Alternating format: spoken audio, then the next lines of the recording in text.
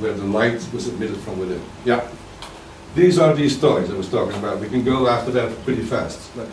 That's the link with Hopper. That's why I wanted them in this corridor, running up to the biggest painting at that point in the Tate Modern, which was the still life.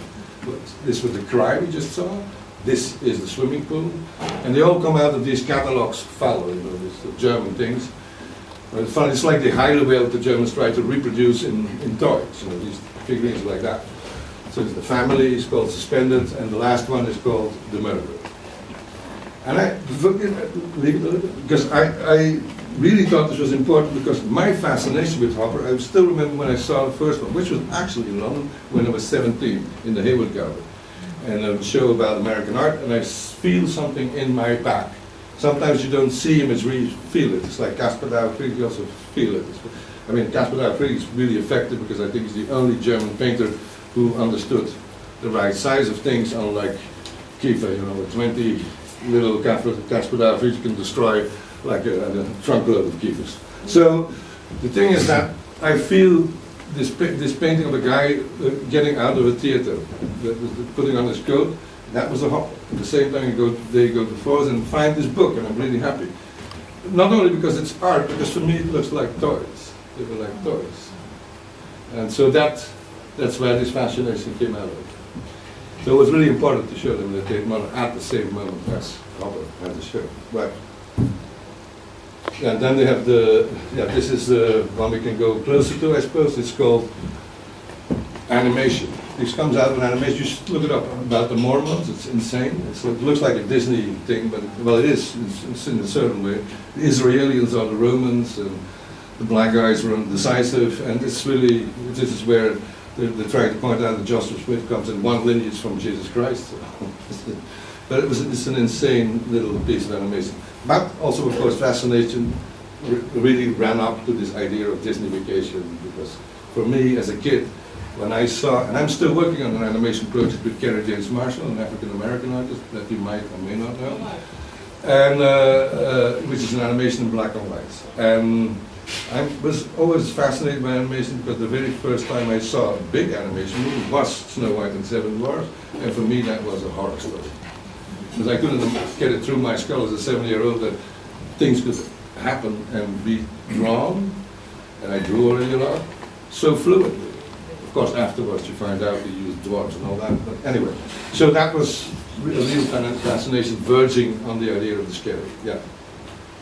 Then there's this whole room with the Flemish nationalist right-wing shit that I did in 1995.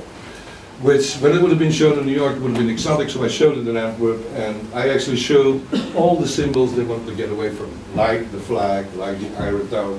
Take a close-up of one of those. This is a monument that's been rebuilt, it's been blown up after the Second World War. Belgian situation in terms of collaboration and the two world wars is a very, very complicated one.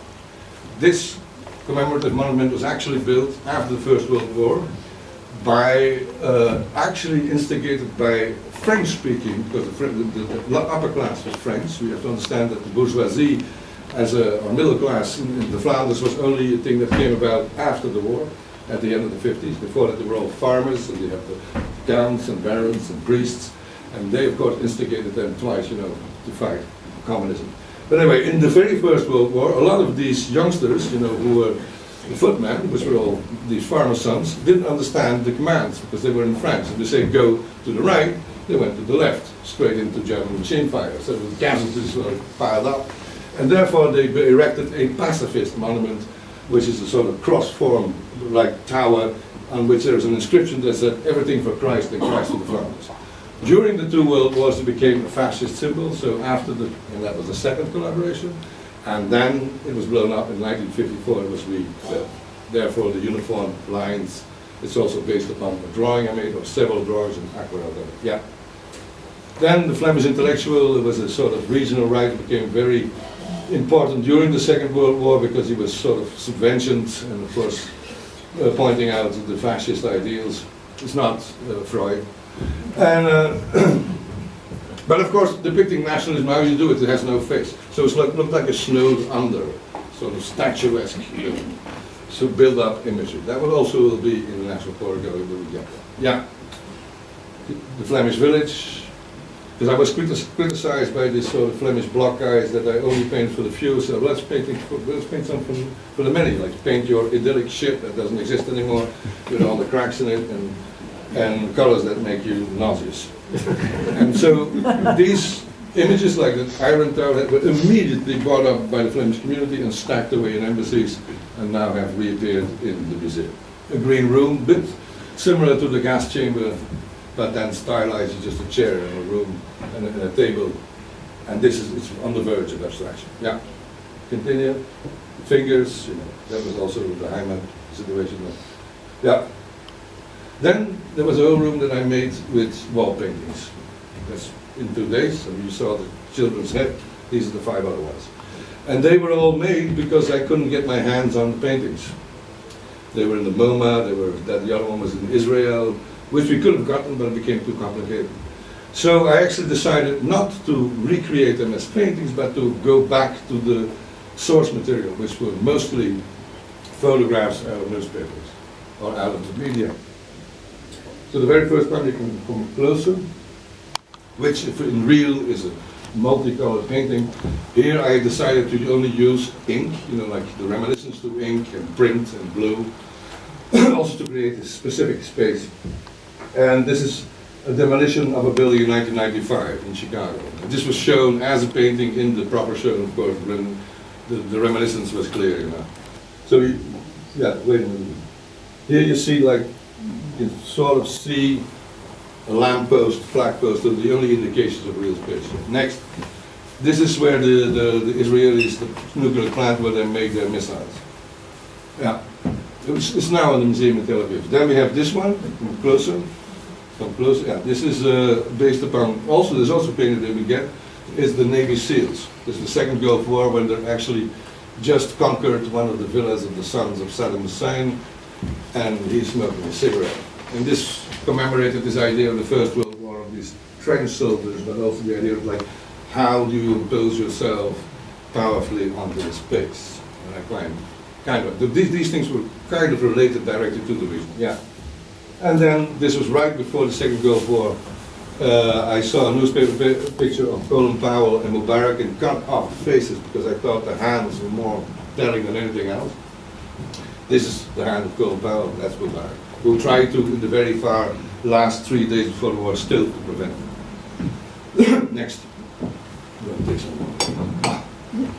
Then the sea. It's the sea in Ostend, not a political emission. They love that. They really love that. It's blue, it's dark. Yeah.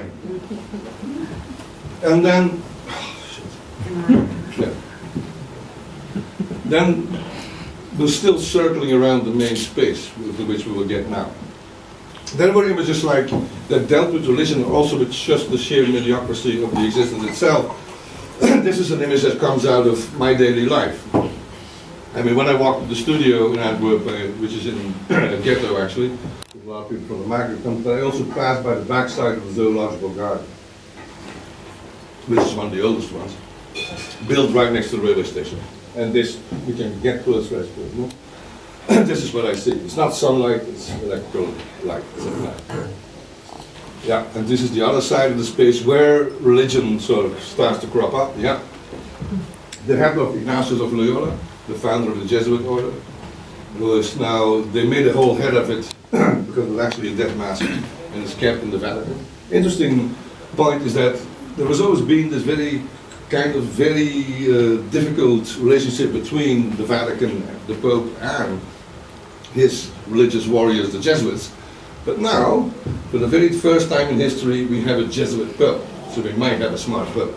So, especially because these are the para-commandos of the troopers of the real religion, because they work as a self-identified unit, inform themselves about the culture, and are the mercenaries of belief instead. This is, of course, religious. It's just embroidered. The red blood has this blood element into it. Yeah. And then this comes out of a show called The Passion, made in 1999.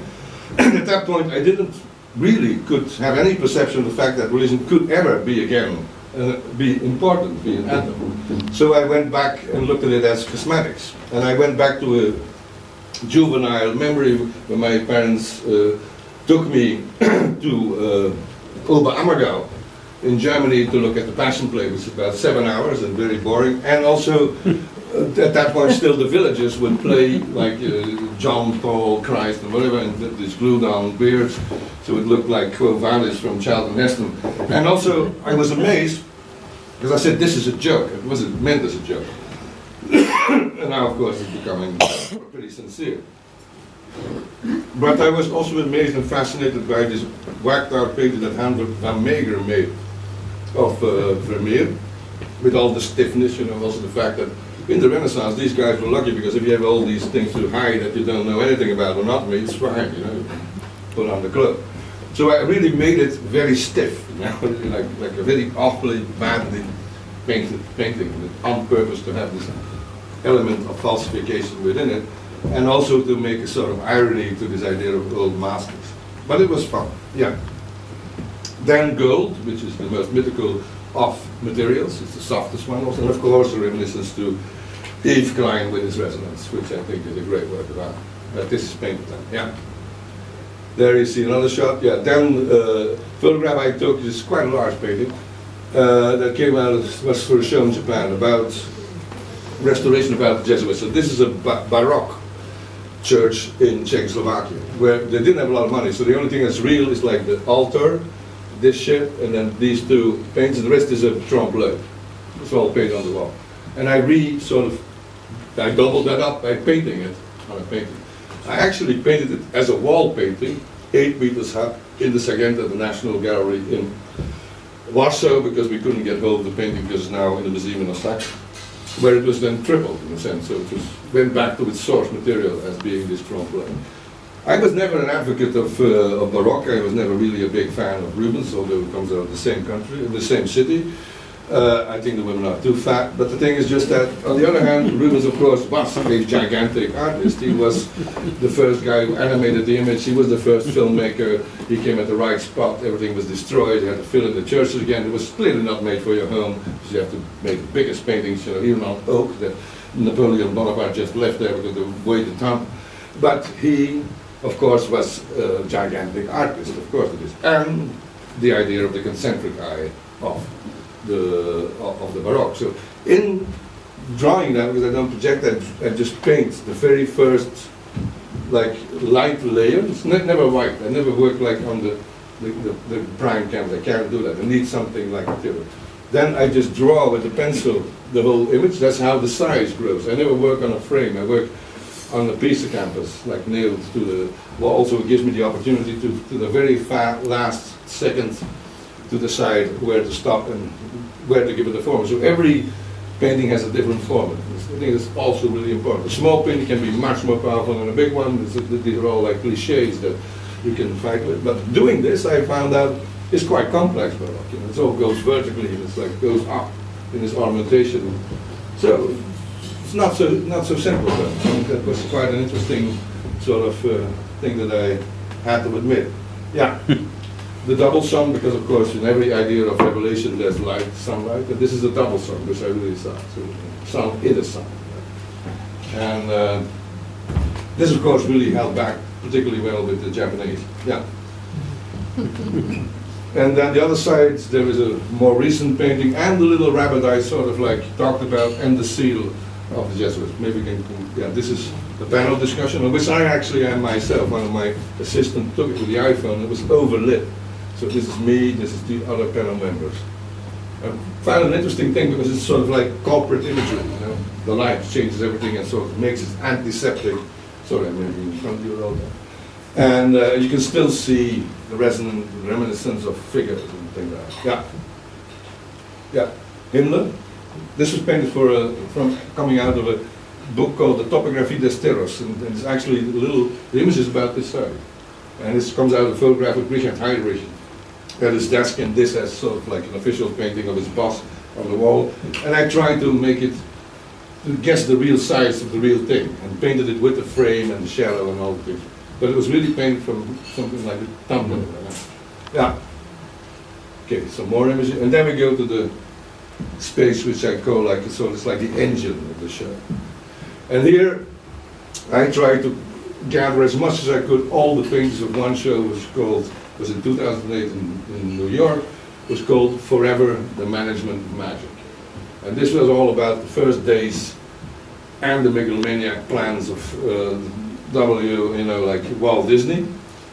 And these images are deleted from his website now, because this was an image that we just found at the far end, and this is the very first day that Disneyland opened, and there were 2 openings, and the very first opening everything went wrong.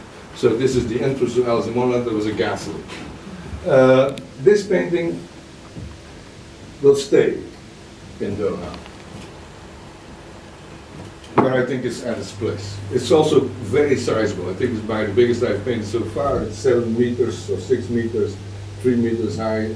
The idea was also to walk into it. When it was first shown in the States, there was a very bad reaction to it, because you're delving into their thing, their size, but you're also busying yourself with W and Walt Disney, which is their culture.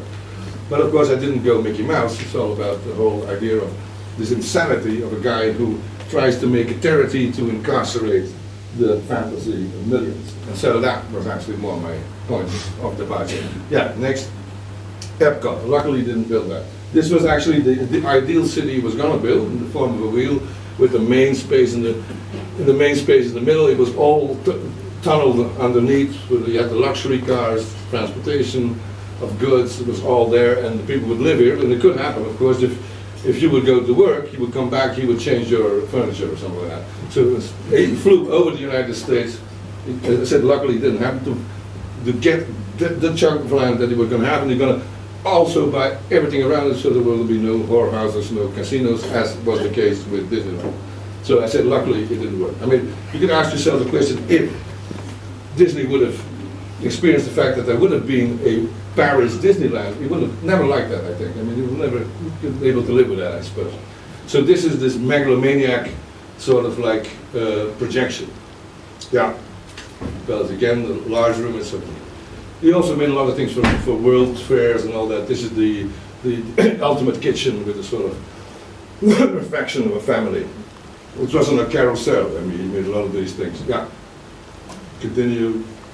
But that's right. This is Pixar, the very first image Pixar made, which actually Disney company chunked them out and had to buy them back later on. This is the very first room they did as an animated thing in 3D. Yeah, and that's the turtle. Go back, the turtle, same size. This is a turtle made out of light bulbs. So this comes the closest to Mickey Mouse, but it's not. And as you can see a couple kissing in it. No, it's just this turtle that collapsed with all these light bulbs. Yeah. Fine, we can continue. Yeah. So the importance was also to have the color on the wall and to make it reverberate to the front, so you can actually tear the whole thing inside out. The other project that's still running is a project over 2 years, which will be the making of 3 mosaics of bird's eyes, pigeon eyes that I once made, which we got lost in the storm of Sandy, and it was going to be 3 football fields. Because I made already a mosaic in my own country in front of the Mass in Antwerp, but this is going to be, and it's pigeon eyes because they use pigeons to train the falcons. This is sort of automat in Epcot, which is the sort of center of, where they do a lot of research in terms of the holograms. They did a lot of research in sort of like virtual reality. Yeah. Okay, so the Mars, yeah, whoop, can you go on? Yeah, saw that? Yeah. Too much information. Yeah, then come closer to that. Right, this maybe some of you have seen was the opening show at David's in 2012 called Allo. Why was it called Allo? Because it was based upon a parrot, which is in a bar run by 2 hippies in Antwerp who has the same colors, you know, like the red and blue and all that. And when the parrot, when you come into the bar, he would say, Allo. That's what he would say. So that's what it meant. And the other thing it came from is the Money and Sixpence, you know, this Somerset Maugham, the book, but also the film that was made in 1942, the very first sort of Hollywood version of the sort of like fucked up, self-egocentric artist who's a total asshole, but would be absolved at the end because of the work. And so that's a stupid movie played by, I think it's George Saunders plays some kind of Gauguin type figure. And it's in black and white. And I still remember when we didn't have television, and my father and I had to go to the sort of corner cinema at the weekend to see the news. And then we got the television. First landing on the moon was also, no wait, listen, was also shocking to me, because then I was afraid, because they woke me up and they said, oh, we live on a very smart thing, basically. And, but then, of course, you got color television. And I saw this, of course, years later, when there was color television, you have a whole black and white movie in the very end of the movie, and this is what was fascinating for me, that's why I painted it. The main character, the artist, is dead, the indigenous woman is rolling in the sand, and there's this German, a doctor coming in English with a German accent and goes into the hut, and you see all these fucked up mock-ups of Gauguin. So that was what it was about, this idea of the myth of the artist. So it's a sort of cynical take upon modernism in a way, and I kind of like this sort of overflow thing. This was also a different way of painting. I had to paint this first graphically, like first the dark and then fill it in. I work a lot with tonality, so this is the most simple pictures. It looks like colorful, it's not, it's just 3 or 4 colors. If I have to make a tonality, I have to mix much more colors into it, because I'm dealing with different types of temperature. This is a very straightforward projection. Yeah. Kid says, I did a lot of dolls, fascinated with them. This is a damaged doll. Yeah.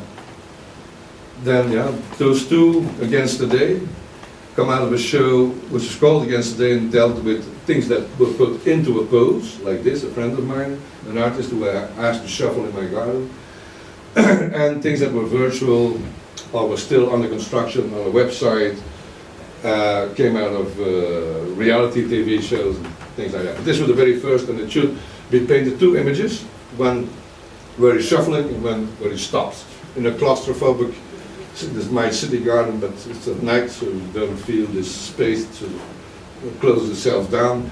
And it looks like the 2 bars on your remote control. You pause the image. So that was an important thing. And it looks like a very old-fashioned image. It looks like Millet or whatever you can think of. Go back to the first one. When I got this prize years ago, like the Max Stiftung Professor Prize in the Stedel, from Frankfurt, they asked me to go through the collection and to make a collection presentation. So I went to 5,000 works, but they also wanted to have one of my works in one of in the fixed collection. So I picked a room of the 19th century with a painting of Ferdinand Knopf, which I really like, but also Lieberman. And then you saw this, and then you see the entire difference in contrast. The fact that there is a digital age, although the image is similar, it could fit in perfectly, it doesn't. It doesn't estrange itself, the way it's made and how the light formulates itself. Yeah. Continue. Maybe a bit faster, yeah. That's another space. Yeah. Yeah, this is a triptych, highlight, out of 90, I think. Yeah. Comes out of the fascination of the very first color photographs we made by the German Cross in 1948, Dr. Wolf. Meine Erfahrung, Faber. It's a guy in front of a lamp, a healing lamp. Yeah, continue. What's that? No problem?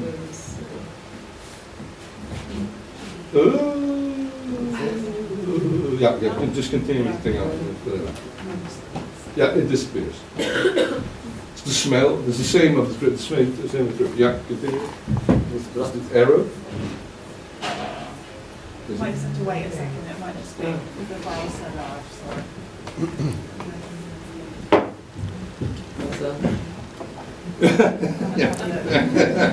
Sorry.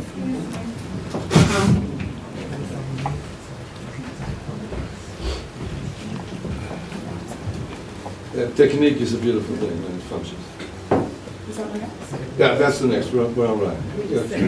So this is a stylized image of a hand, and that these 3 sort of created this image. Yeah. And then something I want to paint in the same day and age as I actually painted the one in the 90s, but couldn't. And painted much later in a bigger format. It's a cook. So it's not the butcher with a pig, it's like a copper, sort of very big pot in which he was making food. This is my leg. It's my leg. The Eames comes out of the same show as the Zoological Garden, but you also had the self-portrait, which we didn't get for this show, which is called Me. So it was like, this was